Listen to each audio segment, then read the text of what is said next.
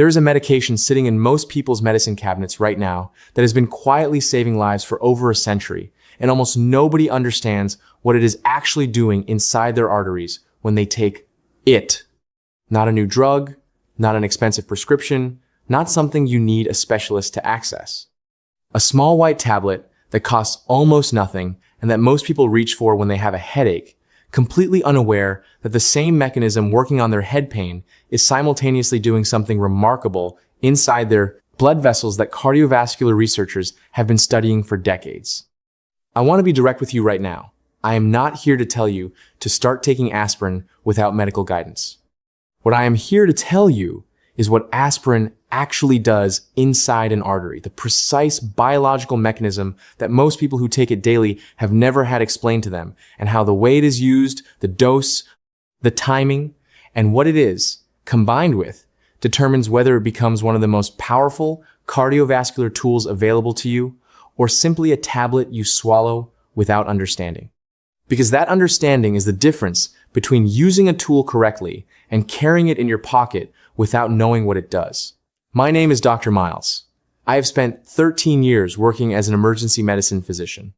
In 13 years, I have administered aspirin in genuine cardiac emergencies to patients whose arteries were actively closing, whose heart muscle was dying in real time, whose survival window was measured in minutes.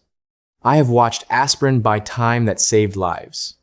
I have also watched patients arrive in my department who had been taking aspirin incorrectly for years, wrong dose, wrong timing, wrong combination, and whose arteries had continued to narrow despite daily use because nobody had explained how to use it properly. This video is that explanation. Before we go further, I want you to tell me something in the comments right now. Are you currently taking aspirin daily? Did your doctor explain why, or did they simply tell you to take it?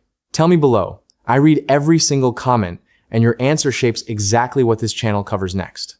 And if you are not subscribed to this channel yet, do that right now. Hit subscribe and turn on every notification. Every week, I release clinical information built on 13 years of emergency medicine experience. The kind of information most people never hear in a routine appointment.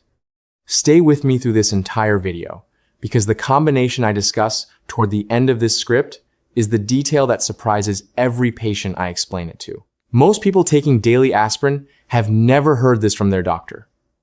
Ever. Gerald was 67 years old when he arrived in my emergency department with chest tightness that had been building for 40 minutes.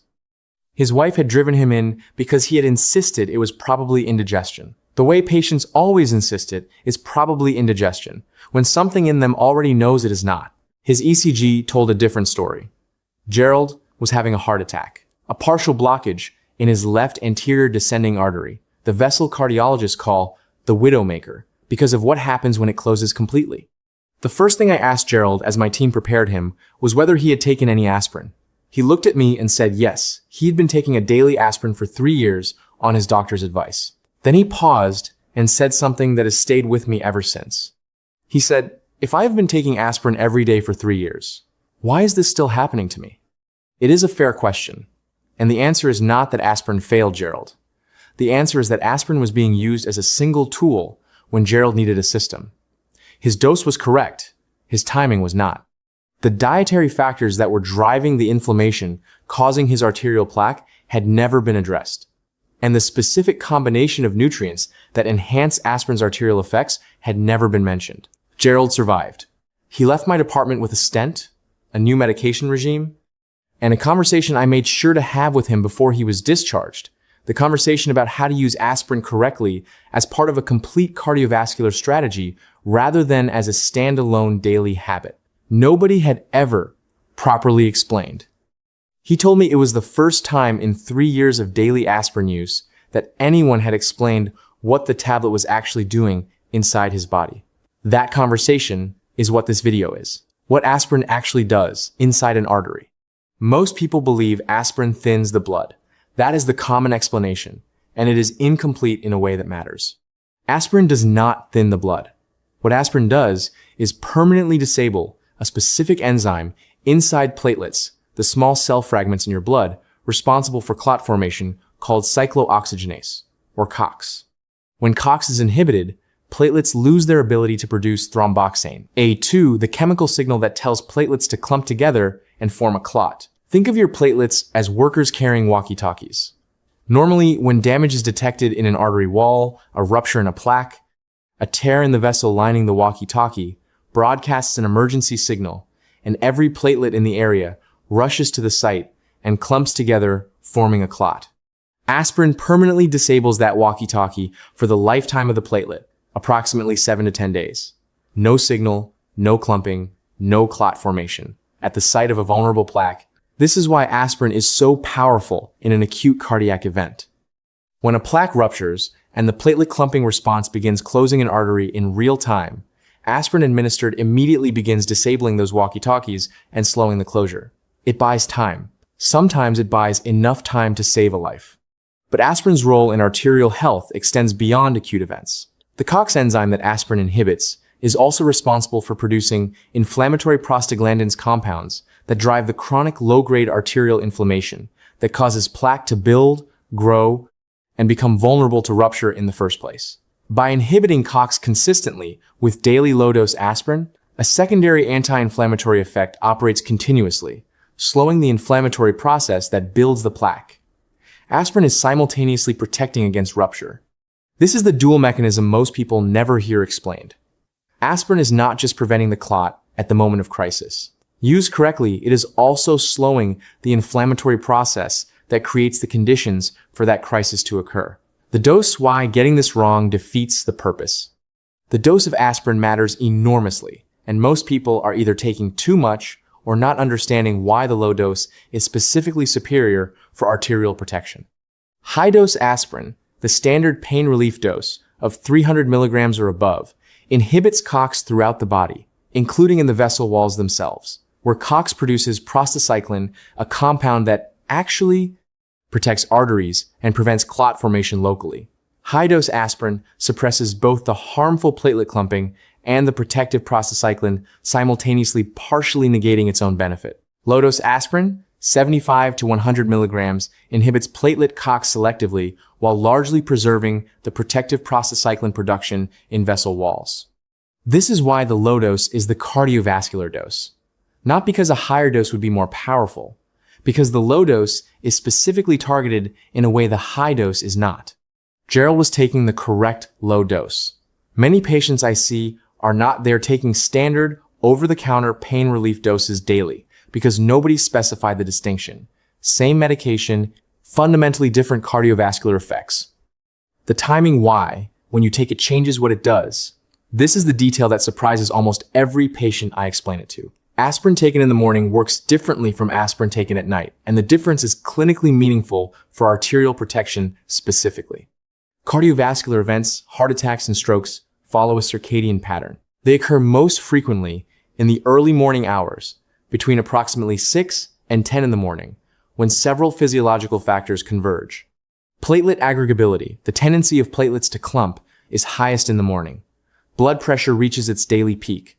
Cortisol rises sharply. The combination creates a window of elevated cardiovascular risk that repeats every single day. Research has found that aspirin taken at night, specifically in the evening before sleep, produces its peak platelet inhibition effect during the early morning high-risk window, rather than during the afternoon hours when the risk is lower. The aspirin absorbed overnight is working at its most active point precisely when the arteries need it most. Evening aspirin, low dose, consistent timing, every night. This is how timing transforms a daily habit into a precisely targeted cardiovascular intervention. The combination, what enhances aspirin's arterial effect. Aspirin does not work in isolation at its maximum potential. There are specific nutrients that work alongside aspirin's mechanism to enhance its arterial protective effect, and this is the combination most people taking daily aspirin have never been told about.